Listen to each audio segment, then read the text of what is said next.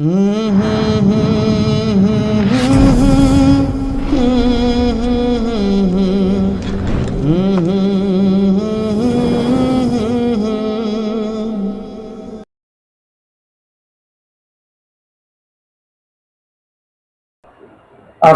আলাইকুম ওয়া রাহমাতুল্লাহি ওয়া বারাকাতুহু। ওয়া আলাইকুম আসসালাম ওয়া রাহমাতুল্লাহি ওয়া বারাকাতুহু। নাহমাদুহু ওয়া নুসাল্লি আলা রাসূলিহিল কারীম। আম্মা বা'দ, আউযু বিল্লাহি মিনাশ শাইতানির রাজীম। বিসমিল্লাহির রাহমানির রাহিম। ইয়া আইয়ুহাল্লাযীনা আমানু সাল্লু আলাইহি ওয়া সাল্লিমু তাসলিমা। আল্লাহুম্মা সাল্লি আলা সাইয়্যিদিনা ওয়া নাবিয়্যিনা ওয়া শাফি'িনা ওয়া হাবিবানা ওয়া মাওলানা মুহাম্মদ সাল্লাল্লাহু আলাইহি ওয়া আলিহি ওয়া সাহবিহি ওয়া বারিক ওয়া সাল্লিম।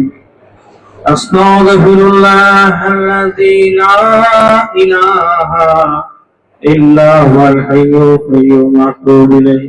লা হাওলা ওয়া লা কুওয়াতা ইল্লা বিল্লাহিল আলিয়্যিল আযীম। সম্মানিত হাজিরিন, মুহিব্বিন, সালিকিন, আল্লাহর আশিকেরা, আল্লাহর পাগলেরা, উপস্থিত আওরঙ্গবাজার সিদ্দিকিয়া মুজাহিদ কমিটির সম্মানিত সভাপতি সাহেব, উপস্থিত ওলামায়ে কেরামগণ,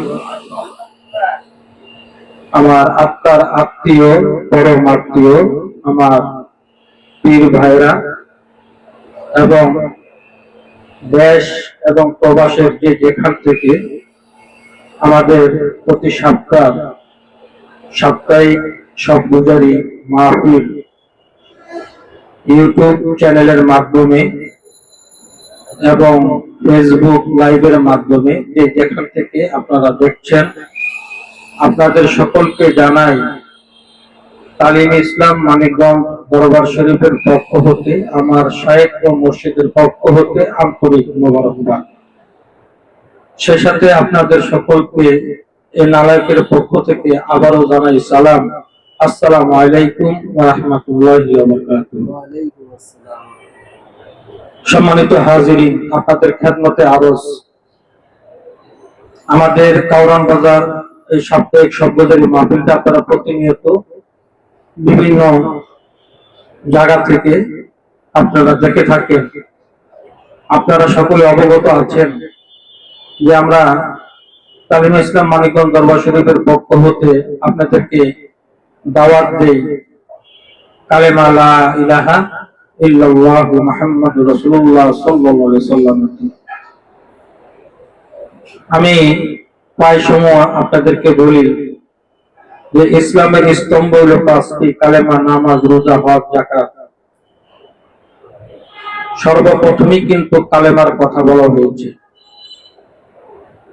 এই কালেমাটাকে পরিশুদ্ধ কিভাবে করবেন, কিভাবে করলে কলবটা পরিশুদ্ধ হবে, আত্মশুদ্ধি তাজকিয়া নফস হবে, সেটা নিয়ম জানার জন্য, বোঝার জন্য, শেখার জন্য একজন ওস্তাদ আপনাকে আমাকে অবশ্যই করতে হবে। আপনি আমি ডাইভিং করি, ডাইভিং এর ওস্তাদ আছে। আপনি আমি রং মিস্ত্রির কাজ করি, সেই রং মিস্ত্রির ওস্তাদ আছে। ওস্তাদ ছাড়া কোনো কিছুই অর্জন করা সম্ভব না। অতএব এই অর্জন করতে গেলে আপনাকে আমাকে ওস্তাদ দূরেই অর্জন করতে হবে। ঠিক তদ্রুপ কালেমা লা ইলাহা ইল্লাল্লাহু মুহাম্মাদুর রাসূলুল্লাহ সাল্লাল্লাহু আলাইহি ওয়াসাল্লাম, এই কালেমার দাওয়াত যুগে যুগে নবী রাসূলরা দিয়ে আসছেন। এখন বর্তমান জামানায় আল্লাহ রাসূলের যিনি প্রতিনিধিত্ব করতেছেন, তারা কিন্তু সেই কালেমার দাওয়াতই দিচ্ছেন। আগে যত নবী রাসূল এই দুনিয়াতে এসেছেন, তারা কালেমার দাওয়াত দিয়েছেন, ওনারা চলে গেছেন, ওনাদের কালেমাও চলে গেছে, খতম হয়ে গেছে। আমার আপনার নবী, নবীদেরও নবী, ইমামদেরও ইমাম, ইমামুল মুরসালিন, হায়াতুন নবী, জিন্দা নবী মুহাম্মদুর রাসূলুল্লাহ সাল্লাল্লাহু আলাইহি সাল্লাম, কালেমা লা ইলাহা ইল্লাল্লাহু মুহাম্মাদুর রাসূলুল্লাহ সাল্লাল্লাহু আলাইহি সাল্লাম, এই কালেমার দাওয়াত উনি দিয়েছেন, মানুষের ধারে ধারে কালেমার দাওয়াত পৌঁছায়া দিয়েছেন।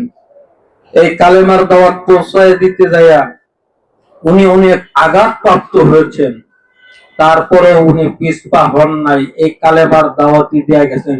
এই কালেমার দাওয়াতের দিতে যাইয়া উনার নিজ জন্মস্থান মক্কা থেকে উনি হিজরত করছেন ইয়াসরিব, বর্তমান যেটা মদিনাতুল মুনাওয়ারা। কথা ঠিক কিনা? এই মদিনাতুল মুনাওয়ারাও দাওয়াত দিয়েছেন।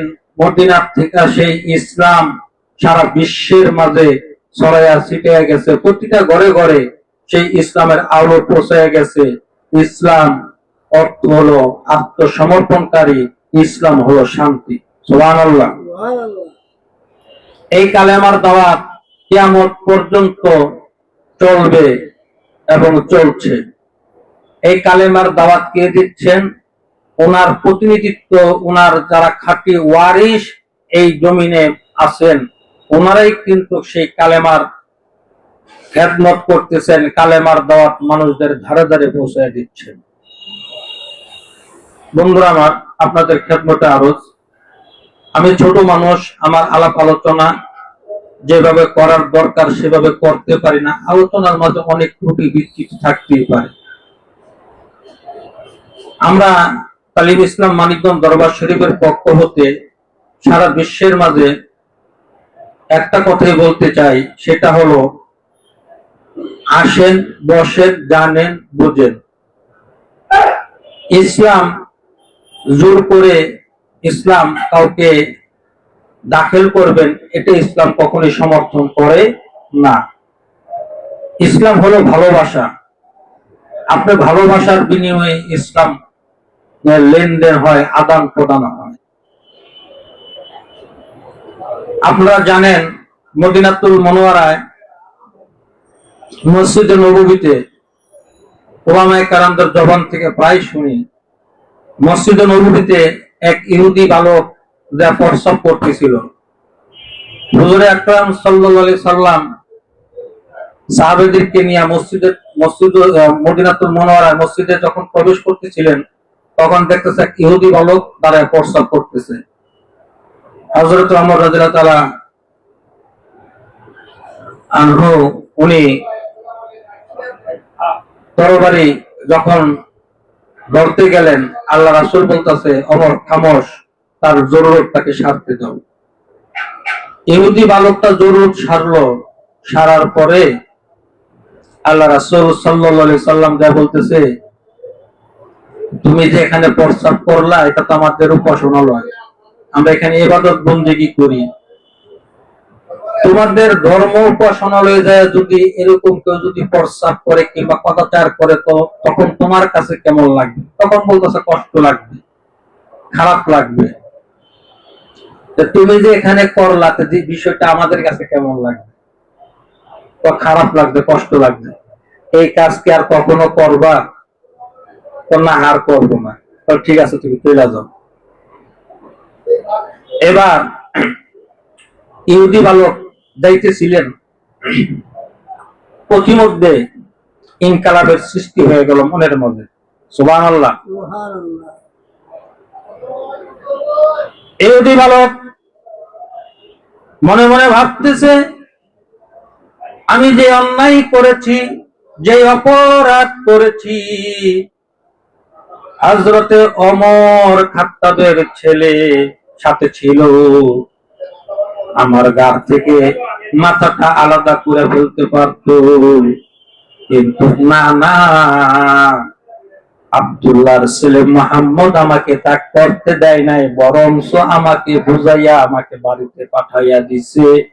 এই মানুষটা সাধারণ কোন মানুষ না, আমার মন চাইতেছে ওই মানুষটার কাছে আবার চইলা যায়। সুবহানাল্লাহ। এই অধিবালক এবার কি করলেন, রাস্তা ঘুরাইয়া আবার সে মসজিদে নববীর দিকে রওনা দিলেন।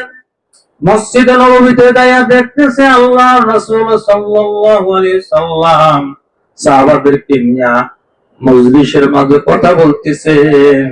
ওই সময় ইহুদি বালকটা যায় হাজির হইয়া গেছে।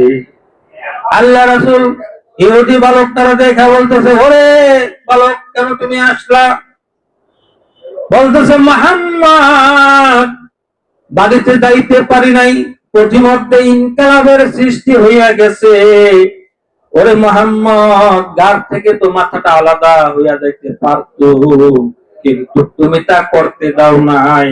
আমার মন সাক্ষী দেয় তুমি আখিরি জামানার নবী হযরত মুহাম্মদ মুস্তাফা সাল্লাল্লাহু আলাইহি সাল্লাম। ওরে মুহাম্মদ, পড়াইয়া দাও না সেই মধুর পানি, মধুর কালিমা, কালেমা লা ইলাহা ইল্লাল্লাহু মুহাম্মাদুর রাসূলুল্লাহ সাল্লাল্লাহু আলাইহি ওয়াসাল্লাম। ইসলাম এমন ইসলাম, ইসলামে জোর করে কাউকে দাখিল করে না। আমার আপনার নবীর হুজরাখানায় মেহমান হলেন ইহুদি। রাত্রিতে যাবে, কোথায় যাবে? রাত্রিতে যাওয়ার জায়গা নাই। মুসাফির অবস্থায় আল্লাহ রাসূলের বাসায় যায় হাজির। বলতেছে, আমি তো রাত্রিতে কোথাও থাকবো, আমার তো থাকার জায়গা নাই, আমাকে একটু থাকার ব্যবস্থা করে দাও। যেহেতু লোকটা ইহুদি, আমার আপনার নবী কি করলেন? ওই মুসাফিরের জন্য থাকার ব্যবস্থা করে দিলেন, রাত্রে খানারও ব্যবস্থা করলেন। ইহুদি রাত্রিতে খাওয়া দাওয়া করে যখন শুইল, বন্ধুরা আমার গভীর মনোযোগ, ওই ইহুদি আহারে পেটটা খারাপ হয়ে গেল, বিছানার মাঝে পায়খানা করে প্রস্রাব করে বিছানাটা ভরাইয়া ফেললো।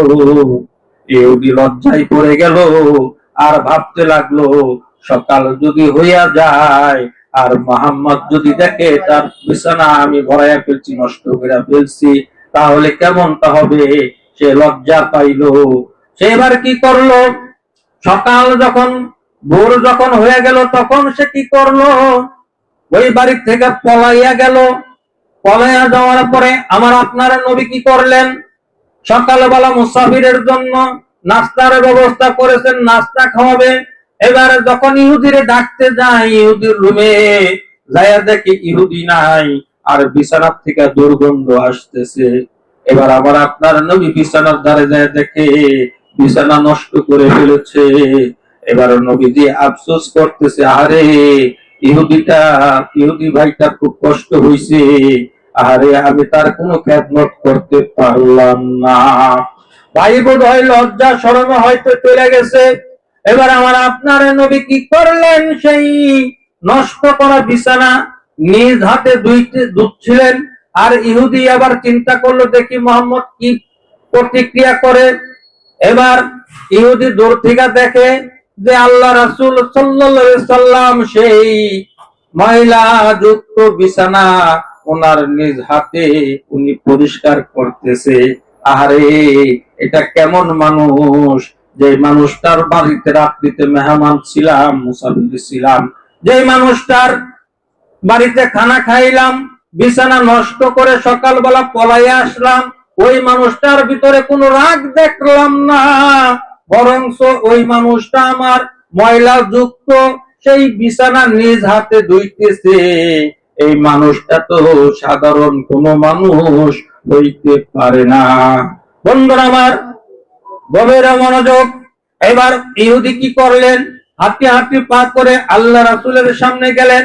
আমার আপনার নবী দেখা বলতেছে, ভাই ইহুদি, তোমার কোনো খেদমত করতে পারি নাই, আমার ভুল হয়ে গেছে, তুমি রাত্রিতে কষ্ট করছো, ও ভাই আমারে তুমি ক্ষমা কইরা দাও। ইহুদি জোর জোর করে দুইটা চোখের পানি দিয়া বক্ষ জমিনটা ভাসায় আর বলে, মুহাম্মদ রে, জীবনে কত মানুষ দেখছি, কিন্তু তোমার মতো মানুষ দেখি নাই। ও মোহাম্মদ, মোহাম্মদ তুমি যে সত্য নবী, এতে কোনো একতলাফ নাই। তুমি সত্য নবী, দিনের নবী। ও মোহাম্মদ, পড়াইয়া দাও সেই মধুর কালিমা, লা ইলাহা ইল্লাল্লাহু মুহাম্মাদুর রাসূলুল্লাহ সাল্লাল্লাহু আলাইহি ওয়াসাল্লাম। ইসলাম আমাদেরকে কি শিখাইলো আর কি শিখলাম? অনেক কিছু শিখার বাকি আছে, অনেক কিছু বুঝার বাকি আছে। এই শিখার জন্য, বুঝার জন্য আর মানার জন্য যাইতে হবে এই নবীওয়ালা কাজ যারা করে, নায়েবে নবী যারা আছে, তাদের খানকা, তাদের দরবার, তাদের সোহবতে।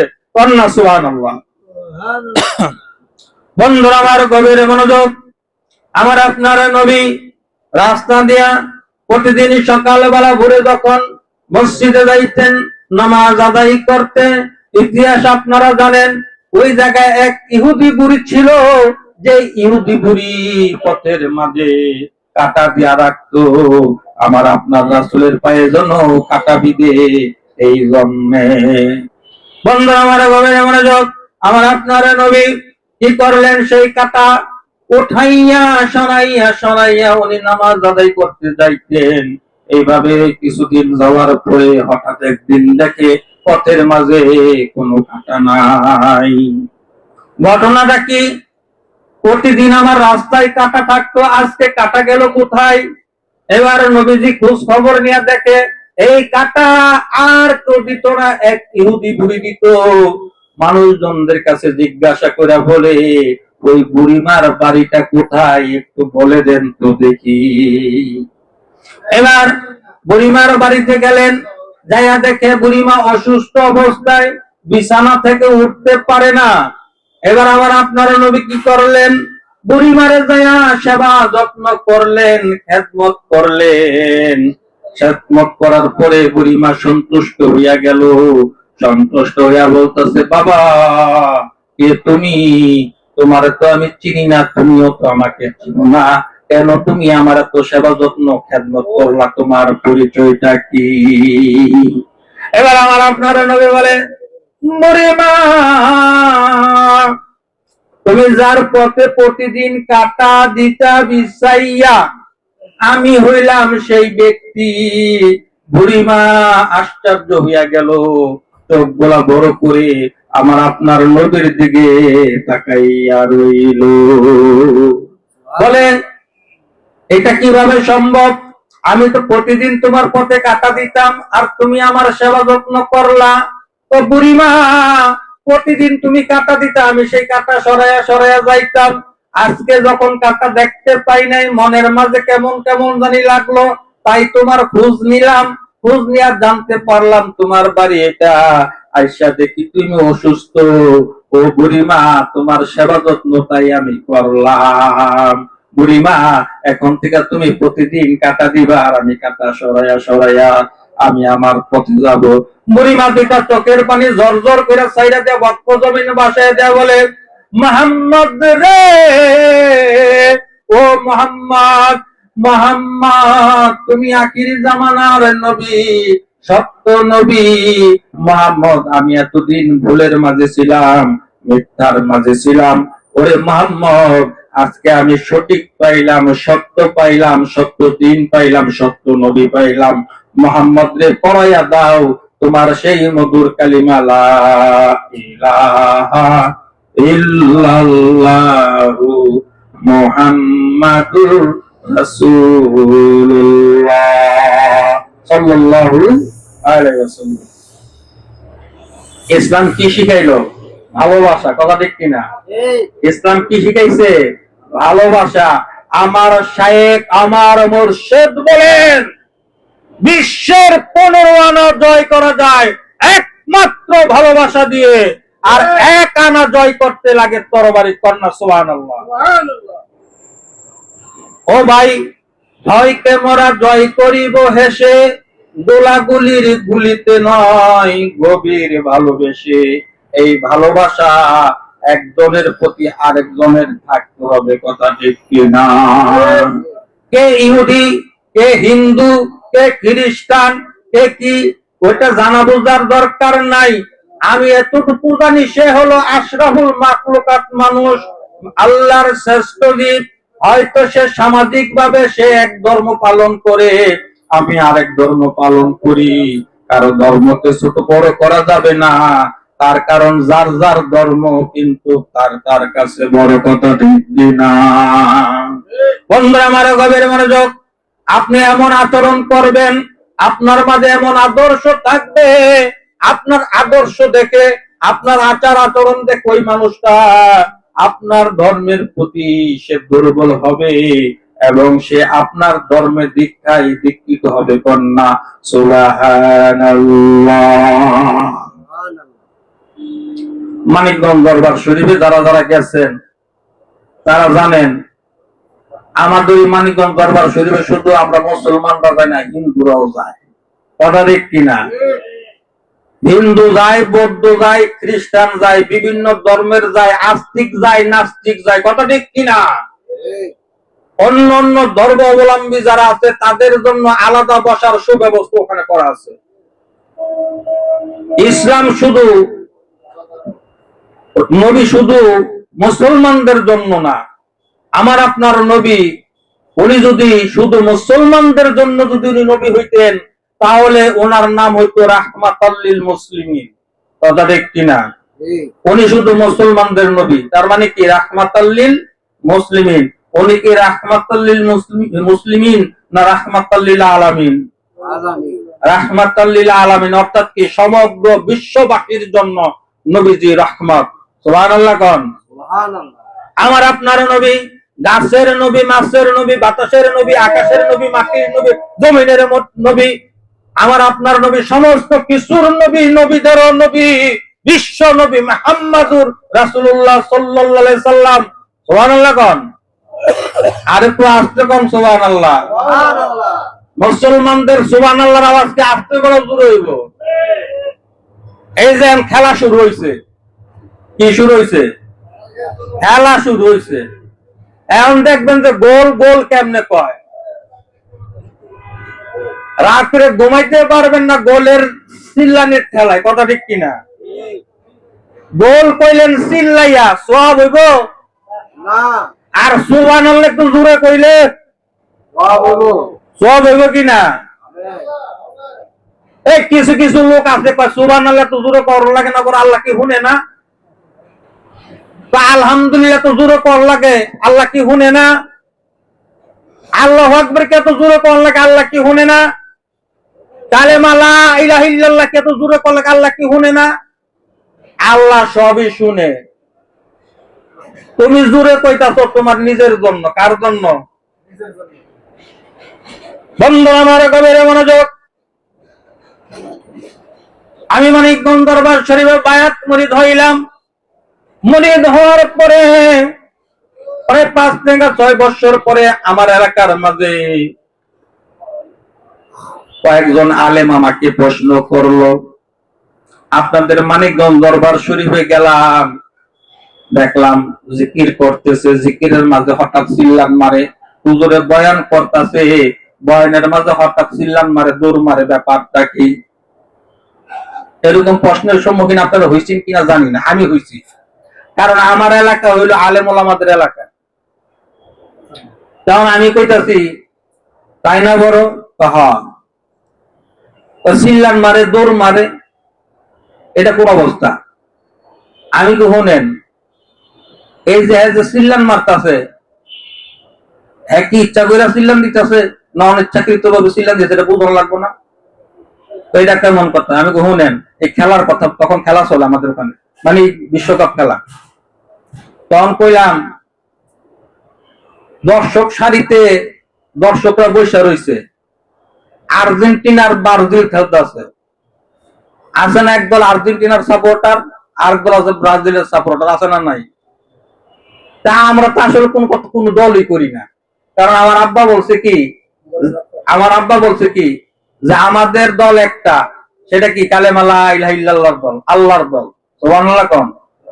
এরপরে যদি দল যদি করতে হয়, সাপোর্ট যদি করতে হয়, মুসলিম কান্ট্রি যে দলগুলো আছে, মুসলমান দেশ যে দল খেলবে ওই দলকে সাপোর্ট করবেন। 10 গোলও যদি হাইরা যায় ওই দলকে সাপোর্ট করবেন। কথা বলাইতে পারছি? তো যাই হোক, তাহলে হলো আর্জেন্টিনা আর ব্রাজিল খেলতেছে, কেউ আর্জেন্টিনার সাপোর্টার, কেউ হইলো ব্রাজিলের সাপোর্টার। এখন খেলা দেখতেছে কেডা? দুই দলের দর্শকই তো দেখতেছে, তাই না? এখন মনে করেন আর্জেন্টিনার মনে করেন গোল একটা মাইরা দিল, কি দিছে? গোল যদি আর্জেন্টিনা যদি দেয়, আর্জেন্টিনার যে সমর্থক আছে তারা কি করে? চিল্লান দিব গোল, কথা ঠিক কিনা? এই যে সিল্লান দিয়ে যে গোলটা যে কইলো, সে কেটে ইচ্ছা করে না, তার মনের অনিচ্ছাকৃত মন থেকে আসা পড়লো। সে তো খেলার দিকে তার মাইন্ডটা পুরোটা রয়েছে, তার ফোকাসটা খেলার মাঝে, যে তার দল কখন একটা গোল দিব। কথা ঠিক কিনা? যখনই গোলটা দেওয়ার সাথে সাথে এক বাক্যে এক সুরে সবাই মিলা কয় গোল। কথা ঠিক কিনা? আটতালিও চলে। ফটোয়া দেন না কে লেগে এই জায়গায় যে খেলা দেখতে গোল কম দেব না, ওইটা কি ইচ্ছা করে দিছে না অনিচ্ছাকৃত ভাবে দিছে? মনের অজান্তে তার সাপোর্ট, তার দল গোল দিছে, এই জন্য মনের অজান্তে মন থেকে একটা গোল গোল শব্দ আসা পড়ছে। আপনি যখন লা ইলাহা ইল্লাল্লাহর জিকির করবেন, আপনার কলব তখন তো বাতের মারের মতো উত্তরায়ণ শুরু করে দেব। সুবহানাল্লাহ কম। তখন আপনি অনিচ্ছাকৃত ভাবে আপনি যদি কিছু দেখেন, এটা আল্লাহর ব্যাপার, বান্দার ব্যাপার, মানুষের কোনো ব্যাপার। কথা কন। স্বামী স্ত্রী বাসর ঘরে ঢুকছে, নাকি উকিলের কোনো কাম আছে? ঘটকের কোনো কাম আছে? এনে কাম হইব কার? স্বামী আর স্ত্রী। বানাইছে কোন মেস্তরি? সে বড় আজব কারিগর। কথা ঠিক কিনা? আল্লাহকে পাওয়ার জন্য, আল্লাহর সান্নিধ্য হাসিল করার জন্য, আল্লাহর বান্দা আল্লাহকে পাওয়ার জন্য, আল্লাহর সান্নিধ্য হাসিল করার জন্য তপস্যা করতে, সাধনা করতে, সকাল সন্ধ্যা জিকির করতেছে। জিকির করতে করতে তার কলবটা উজ্জীবিত হয়ে গেছে, তখন সে অনিচ্ছাকৃত ভাবে সে চিল্লান মারছে। সুবহানাল্লাহ কোন। এটাকে বলা হয় অযথ হাল। এটাকে কি বলা হয়? অযথ হাল। অনিচ্ছাকৃত ভাবে মনের অজান্তে আল্লাহকে একটা চিৎকার দিছে, মদিনাকে একটা চিৎকার দিছে। কথা ঠিক কিনা? এখন আমি কি দেখি, আমার দেখার আপনার দেখা কি এক? কথা কন, কথা কন। আমার দেখা আর আপনার দেখা কি এক? এক তো না। আমি যা দেখি তা তো আপনি দেখেন না, আবার আপনি যেটা দেখেন এটা আমি দেখি না। আচ্ছা কন্ত দিই, আমি দেখতাছি আকাশটা এই সামনে গেলে ধরন দেব, দূরের থেকে দেখা যায় না, সামনে গেলে আকাশটা ধরন দেব। যত যায় ধরা কি যায়? ধরা যায় না। আমি দূরের থেকে দেখতেছি একটা মানুষের এতটুক, দূরের থেকে দেখতেছি এতটুক, আসলে কি মানুষটা এতটুক? তাহলে চোখ কি ভুল দেখে না সঠিক দেখে? ভুল দেখে না। পৃথিবীটা দেখি কি এর মতো? পৃথিবীর থেকে বড় হলো সূর্য, কিন্তু সূর্যটা দেখি একটা বলের মতো, একটা থালের মতো, অথচ পৃথিবীর থেকে সূর্যটা কি বড়? এত বড়, তাহলে সূর্য যদি পৃথিবীর থেকে বড় হয় দিয়ে একটা থালের মতো, দিয়ে একটা বলের মতো, তাহলে চোখ তো আমার সঠিক দেখে না। তারপর আমার আপনার দেখা দেখির মাঝে পার্থক্য আছে, আছে না নাই? আছে। দেখেন সিনেমা কাটা কাটা দেখছেন, হাত তুলেন, আল্লাহু আকবার। আলহামদুলিল্লাহ, আমিও দেখছি। 5 টাকার টিকিট কাটটা কাঠের চেয়ারে করে টেবিলে ছবি দেখছি। যারা ছবি দেখছেন সিনেমা হলে যায়, কথা বলেন না বড়? সিনেমা হলের পর্দাটা দেখছেন না বড়? পর্দাটা বড় না? আচ্ছা, এসি রিয়াল আছে না, থার্ড ক্লাস, ফার্স্ট ক্লাস, এরকম আছে না? আচ্ছা, এই দর্শক সারিতে যারা বসে থাকে, দর্শক সারিতে যারা বসে থাকে, এখন মনে করেন আপনারা ছবি দেখতেছেন। কি দেখতেছেন? ছবি দেখতেছেন। আপনারা হইলেন মনে করেন কেউ ডিসি টিকিট কাটছেন, কেউ রিয়ালে কাটছেন, কেউ থার্ড ক্লাসে কাটছেন। এইটা ধরেন পর্দা। এটা কি পর্দা? এখন সবাই আপনারা আমার দিকে তাকিয়ে রয়েছেন না, আমি আপনাদের দিকে তাকিয়ে রয়েছি না? আচ্ছা, দর্শক সারিতে যারা ছিল তারা হইল পর্দার দিকে তাকিয়ে আছে। কোথায় তাকিয়ে আছে? পর্দার দিকে। সে পর্দাটা কি সাধারণ কোন পর্দা না বিশেষ একটা পর্দা? বিশেষ একটা পর্দা। আর এই বিশেষ পর্দার মাঝে একটা ফোকাস পড়ে কিনা, লাইট পড়ে কিনা, আলো পড়ে কিনা উপরের থেকে? আলো পড়ে না। ওই ফোকাসটা যখন পর্দার মাঝে পড়ে তখন পর্দার মাঝে নায়ক নায়িকার ছবি ফুটে ওঠে, কথা ঠিক কিনা? আচ্ছা, যদি ওইটার মাঝে যদি মান্নার ছবি ছাড়ে তাহলে আপনি কি রুবেল ডিবিসরে পাইবেন সারা দিন? আর যদি রুবেলের ছবি ছাড়ে তাহলে আপনি সালমান শাহরে পাইবেন। যখন যেটা ছাড়ে তখনই সেটা দর্শকরা দেখতে পায় ওই পর্দার মাঝে। ওই আলোটা হইলো ফোকাস। আর ওই আলোটা যিনি চালায় ওখানে একটা মেশিন চালায়, একটা অপারেটর আছে না? আছে না? অপারেটর আছে। ওই অপারেটর হইলো আমার আল্লাহ সুবহানাহু ওয়া তাআলা, কন্যা সুবহানাল্লাহ। আমি আপনাদেরকে বোঝানোর জন্য বলতেছি। আর মেশিনের যে আলোটা সেটা হলো আল্লাহ পাকের নূর, সুবহানাল্লাহ কোন। ওই নূরটা যখন পড়ে কোথায়? ওই নূরটা পড়ে পর্দার মাঝে। এই পর্দাটা কি? ধরেন মুর্শিদ পর্দা হইতে পারে, মুর্শিদ পর্দা হইতে পারে। ওই পর্দার মাঝে যে নূরটা যখন পড়ে তখন তো যারা দর্শক তারা তো সেটাই দেখে, কথা ঠিক কিনা? ওই সারিতে ওই ভক্তদের মাঝে যারা আছে, এখানে আমরা যারা আছি, আমরা এখানে যারা উপস্থিত আছি, এখানে সবার চোখ আর সবার জ্ঞান তো এক না। ওই দর্শক সারিতে যে ভক্ত মুরিদরা থাকে, যেমন আমরা যখন যাই, আমরা মুরিদরা যখন বসি, আমাদের ধ্যান খেয়াল থাকে আমাদের স্টেজের প্রতি, আমাদের শায়েকের প্রতি, আমার মুর্শিদের প্রতি, কথা ঠিক কিনা? ওখানে কিছু মুর্শিদের কিছু সৈনিক আছে, কিছু আশেক আছে, কিছু পাগল আছে, কিছু জজবালা মানুষ আছে। কিছু কিছু মানুষ দেখবেন যে হ্যাঁ বেডাও না বেডিও না, আছেন এরকম কিছু শ্রেণীর মানুষ। হ্যাঁ, আবার কিছু কিছু মানুষ দেখবেন যে হ্যাঁ হইলো বেটটা। হ্যাঁ কি বেটটা মানে হ্যাঁ জন্মগত ভাবে পুরুষ, কিন্তু বেটটা বেডিগো একটা স্বভাব আছে, আছে না? আবার কিছু কিছু বেডিগো দেখবেন বেডাগো স্বভাব আছে, আছে না? নাই? আছে। তাহলে কিছু কিছু পাগল আছে, তাদের কলপটা উজ্জীবিত, তাদের কলপটা থাকে সবসময় মারের মতো উতরায়। তখন তারা ওই পর্দার মাঝে যখন যে নূরটা পড়ে তখন তো সেটা দেখে। আর দেখার পরে এখন দেখতেছেন না রুবেলের ছবি, কি মান্নাকে ডাক দিব না রুবেলকে ডাক দিব? যে যেটা থেকে এটা করে ডাক দেবে, কথা ঠিক কিনা? এটা হলো আল্লাহর ব্যাপার। আর কার ব্যাপার? বান্দার ব্যাপার। আল্লাহর ব্যাপার আর বান্দার ব্যাপার। আল্লাহ তার বান্দারে কি দেখাইবো আর বান্দা আল্লাহর থেকে কি চাইয়া দেখবো, এটা হলো তাদের ব্যাপার, এটা আমার আপনার কোনো ব্যাপার না। তবে কেউ যদি ইচ্ছাকৃত ভাবে যদি করে তাহলে সে জাহান্নামী হবে, আর কেউ যদি অনিচ্ছাকৃত ভাবে যদি কিছু বইলা থাকে সে জান্নাতে চলে যাবে, কন্যা সুবহানাল্লাহ। এই জন্য আসেন ভাই ও দোস্ত বুজুর্গ, খেলা দেখলেন, গোল করলেন, না যায় জইল না, কিন্তু সুবহানাল্লাহ করলেন না যায় যায় গেল গা, কথা ঠিক কিনা? অতএব জিকির করতে হবে জোরে জোরে, কথা ঠিক কিনা? জিকির জোরে জোরে করুম, জিকিরে জলি করুম। জিকির জোরে জোরে করলে কলব পরিষ্কার হবে, কলবের মাঝে এই নূর পয়দা হবে।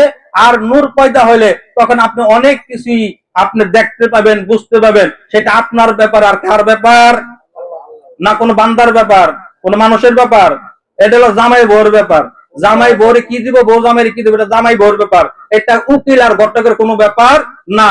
অতএব আসেন সেই লক্ষ্যে তালিম ইসলাম মানিকগঞ্জ দরবার শরীফের পক্ষ থেকে, আমার শায়েখ ও মুর্শিদের পক্ষ থেকে এই চলতি মাসের 25 এবং 26 সবকের মাহফিল এবং দোয়ার মাহফিল সেই মানিকগঞ্জ দরবার শরীফের মাঠে মাদ্রাসা ময়দানে অনুষ্ঠিত হবে 25-26 তারিখে।